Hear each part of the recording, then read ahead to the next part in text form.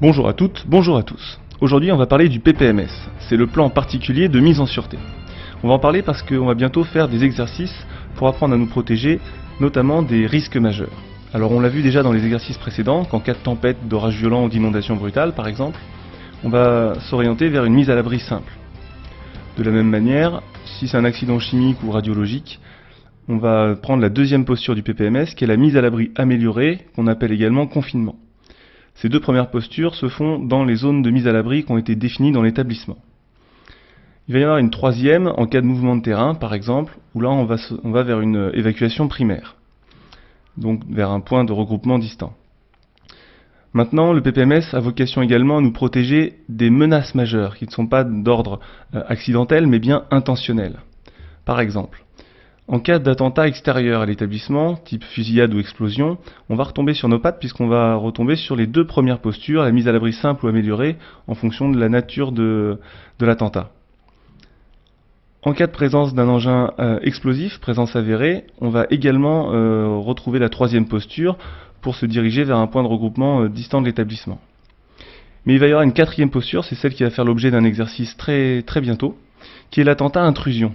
Donc là on est dans le cadre d'une fusillade dans l'enceinte de l'établissement, par exemple. Où là la nouvelle posture prévoit de s'échapper ou de se cacher, avec un choix à faire. Alors je vous propose de regarder une petite vidéo et on se retrouve juste après pour quelques explications supplémentaires. A tout de suite. En cas d'attaque terroriste, avant l'arrivée des forces de l'ordre, voici les comportements qui peuvent vous sauver. La première réaction à avoir est de s'échapper. Pour cela, identifiez d'où vient le danger pour vous en éloigner un maximum et le plus rapidement possible. Ne vous exposez pas. Penchez-vous ou courbez-vous pour vous abriter. Si possible, aidez les autres personnes à s'échapper. Alertez les personnes autour de vous et dissuadez-les de pénétrer dans la zone de danger. Si vous ne pouvez pas vous échapper, cachez-vous. Enfermez-vous à double tour. Barricadez-vous avec des meubles ou objets lourds.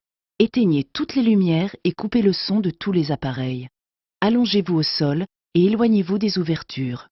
Abritez-vous derrière un obstacle solide, un mur, un pilier, une voiture. Coupez la sonnerie et le vibreur de votre téléphone.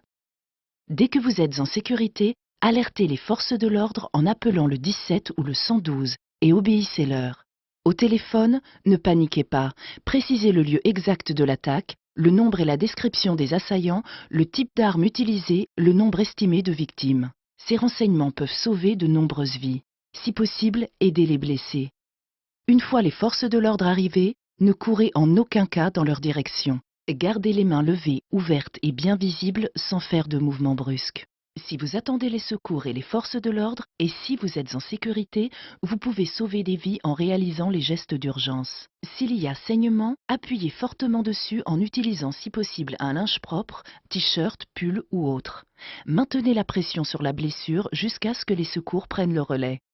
Si vous n'êtes pas encore en sécurité ou si la blessure saigne toujours abondamment, effectuez un garrot. Pour cela, faites un nœud coulissant à la racine du membre concerné à l'aide d'une écharpe, cravate ou ceinture.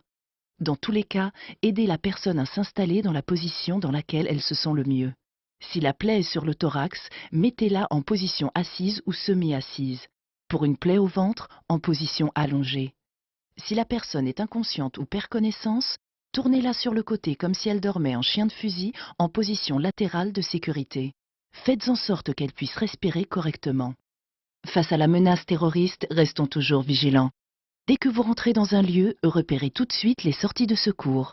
Si vous êtes témoin d'une situation ou d'un comportement suspect, contactez les forces de l'ordre au 17 ou au 112.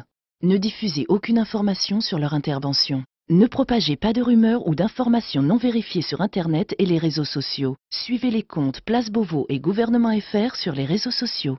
Restons toujours vigilants.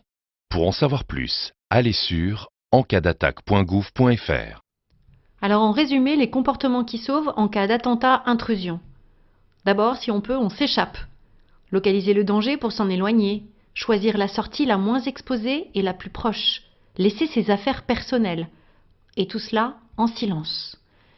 Si on ne peut pas s'échapper avec ses élèves en totale sécurité, alors on se cache.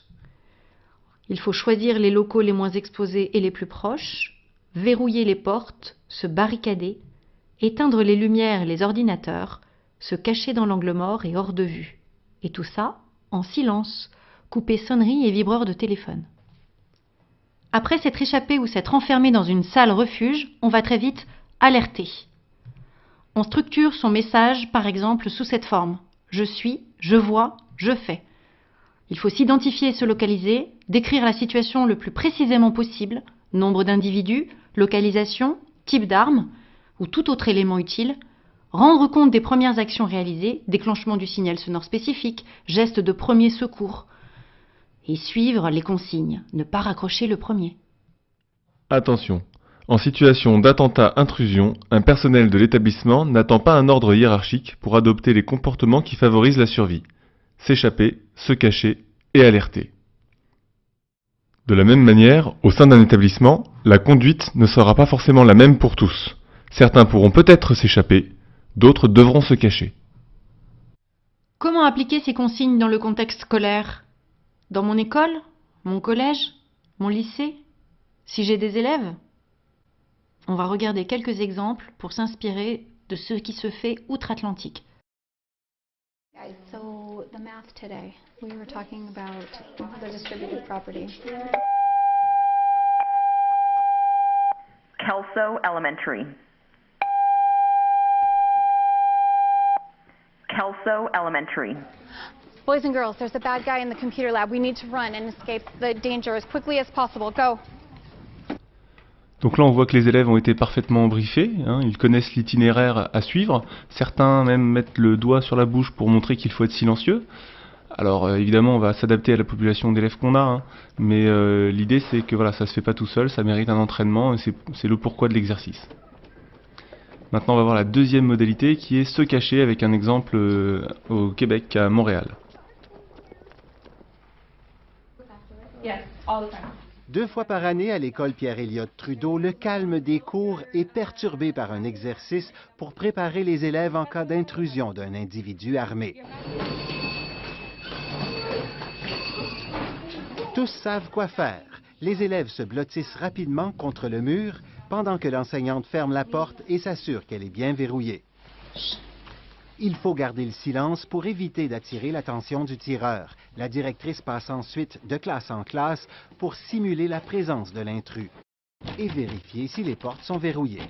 Il est bon de faire pratiquer les enfants. La directrice supervise l'exécution du plan d'urgence qui existe dans toutes les écoles de la commission scolaire English Montréal. L'exercice dure 1 minute ou 2 à peine. Aujourd'hui, les élèves suivent les consignes à la lettre. Voilà, nous vous invitons à vous appuyer sur l'ensemble de ces documents, l'affiche Réagir en cas d'attaque terroriste, le guide des bons réflexes Vigilance Attentat du Secrétariat général de la Défense et de la Sécurité nationale, la publication de l'ONS mise à jour en septembre 2016 sur les établissements d'enseignement face à l'événement majeur, la brochure Orsec sur le PPMS publiée par le ministère de l'Intérieur et ses partenaires. Toutes ces ressources sont disponibles sur le site de la DSDEN des Yvelines dans les pages risques majeurs et accessibles directement par un lien au bas de cette vidéo. Merci d'avoir vu cette vidéo et n'hésitez pas à la partager.